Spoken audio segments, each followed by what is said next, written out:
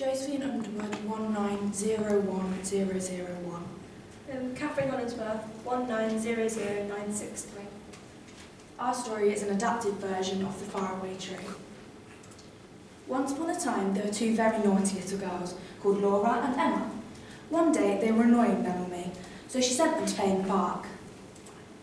And so they went to the park and began to climb the tallest tree that they could find. But this wasn't a normal tree, it was a very, very special tree. And on the way up, they met a couple of friends. The first friend was Mr. Block, a round man who always smiled at the girls as they went past him on the tree. The next friend was Mrs. Wishy-Washy. Now, Mrs. Wishy-Washy got her name because she was always doing the washing, and today was no different. Today, she was washing big spotty underpants. Laura and Emma giggled on their way past. Then they looked up above them and realised that finally they had made it to the top of the tree. Now this tree was the girls' favourite tree, not only because it reached the clouds, but every single day there was a different world at the top, and today it was a world made entirely of chocolate. Their eyes widened and their stomachs grumbled as they looked around at what to eat first. Laura and Emma were in their dream world. They decided there and then that they would never ever return to normal life ever again. They wanted to stay in Chocolate Land forever. Laura and Emma were happily chomping away on their body weight in chocolate when all of a sudden they noticed a tall man stood behind them. "What's going on here?" he exclaimed. With a mouthful of chocolate, they turned around and mumbled, "We're eating chocolate!" "That's my police bike you're eating! Stop!" It was too late. The bike was gone. "We're sorry, Mr. Policeman. We didn't know." The policeman escorted the girls to the chocolate cells. It turns out the girls would really be here forever. Now's your turn to do a little bit of thinking. What do you think is going to happen next in the story? And what would you do if you were in the story? Yeah? I'd eat a prison cell because that. Well, should we see what the girls did? Laura and Emma were now panicking. They were meant to be home for dinner in half an hour. Plus, they'd never been to jail before, especially not a chocolate one. For hours they wandered back and forth in the cell, trying to think of what to do. Then, Emma had an amazing, brilliant, terrific idea. The cells were made out of chocolate. They could eat their way out. Now the girls were extremely full and about to burst with the amount of chocolate they'd eaten, after eating a whole bicycle. But they began to eat, And eat. and eat, And eat. Until they were free. And all that was left behind them was a pile of melted chocolate. They hurried down the tree, past Mrs. Wishy-Washy in her spotty pants, and then past Mr. Blob and his big smile. Then they ran as fast as they could, as their little legs could take them, all the way home. They arrived home just as their mum was shouting them for dinner. She would never know of their amazing adventure that day. But she was suspicious when they turned down chocolate for pudding. That's The end. Development of communication in young children and the EYFS. Communication skills of speaking and listening start to develop in the child from the moment that they are born. Children from a very early age begin to recognise when they are being spoken to and can make eye contact and connections with people who are speaking to them. By the time that child is of age to start in school, they should be able to listen to stories and give appropriate answers to relevant questions. It is important to understand the early years guidance to know what the child has already been taught. By the age of year 1, they should be able to be fluent in speaking, and it's the teacher's job to continue encouraging the child to develop their speaking and listening skills further.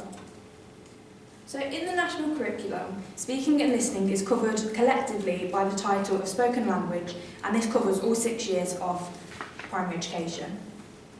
Children are meant to develop on the skills that they have gained in previous years, and these are meant to be built upon as they work their way through the school. These skills include listening and responding to their adults and peers appropriately, justifying their answers, arguments and opinions, as well as being able to speak audibly and fluently with an increasing command of standard English. Our story of the faraway tree, we would have directed a Key Stage 1 class, specifically a Year 2 class. The questions in the middle allowed an opportunity for children to develop their own questions of what they'd like to know about the story, as well as being able to give their own answers and justify why they think something might happen next. This is also a great opportunity for teachers to encourage their students to speak with their standard English. The non-statutory guidance on speaking and listening is that the content that pupils are being taught should be appropriate to their age. Their oral language skills should be developed from what was taught in previous years. The pupils should be taught to develop their successfulness in spoken language and listening to enhance their communication in different contexts and in different ranges of audiences, including working in pairs, in small groups, as a whole class and even in assemblies. The attention should be paid on increasing pupils' vocabularies. This can be achieved by teachers using specialised words relevant to the topic the child is learning about.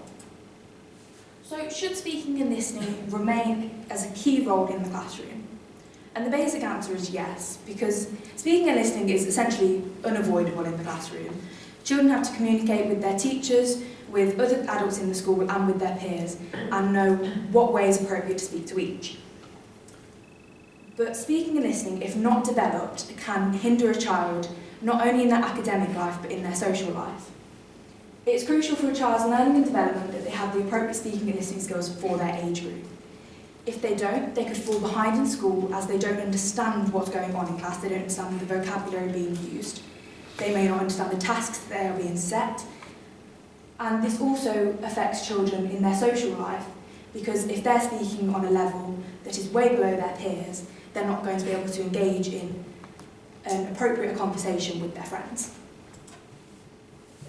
Speaking and listening is used within schools following programmes like Voice 21 and No Pens Wednesday.